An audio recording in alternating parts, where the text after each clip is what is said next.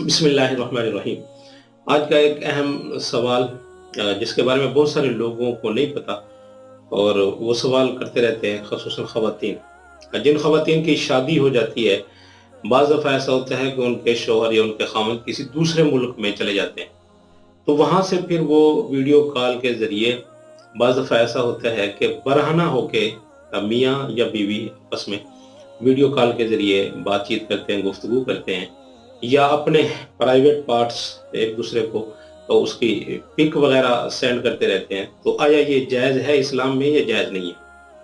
तो इस सिलसिले में पहले एक उसूल समझें। उसूल ये है कि जब मियाँ और बीवी का निकाह हो जाता है, तो निकाह के बाद मियाँ बीवी के लिए और बीवी मियाँ के लिए मुकम्मल तौर पे हलाल हो जाती है। उन दोनों में आपस में किसी किस्म का कोई पर्दा नहीं रहता। मियाँ अपनी बीवी का सारा जिस्म देख सकता है और बीवी अपने मियाँ का सारा जिस्म देख सकती है, लेकिन हया एक अपनी जगह पे है। जानवरों की तरह इंसान को नहीं रहना चाहिए। हया एक माने चीज है, उसमें मियाँ बीवी का जो अपना है।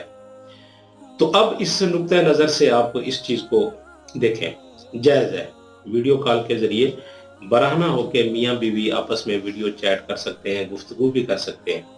लेकिन एक दो मसले जो दरपेश होते हैं, बाज़ दफ़ा ऐसा होता है कि पिक भेजने की वजह से या अगर कहीं ना कहीं वो डेटा चोरी हो जाता है या कहीं ना कहीं वो डेटा आपका किसी मोबाइल में रह जाता है और आप उस मोबाइल को सेल करते हैं, तो वहाँ किसी के ज़रिए से उस मोबाइल में आपकी जो पिक पड़ी होती हैं वो अगर खुदा ना खास्ता अगर वो ओपन हो जाती हैं, अगर कोई उनको निकाल के नेट पे डाल देता है, तो बड़ी ये बदकिस्मती वाली बात है और बड़ी शर्मनाक बात है।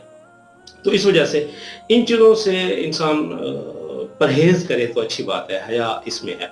लेकिन मैंने पहले भी अर्ज किया, जायज़ है, इसमें कोई गुनाह नहीं है मियाँ बीवी में, बस कोई गैर उसमें दूसरा शरीक ना हो। लेकिन उसके ये नुकसानात हैं, अगर कहीं वो वीडियो आपकी जो आप एक दूसरे को भेज रहे हैं, तो वो अगर कहीं दूसरे नेटवर्क में चली जाती है या कोई आपका दोस्त आपका मोबाइल पड़ा हुआ है वो देख लेता है, तो उसमें बड़ी शर्म वाली बात है। तो इस वजह से हत्तुल इम्कान इससे बचना चाहिए, लेकिन जायज़ है। अल्लाह हमें अमल की तौफीक नसीब फरमाए।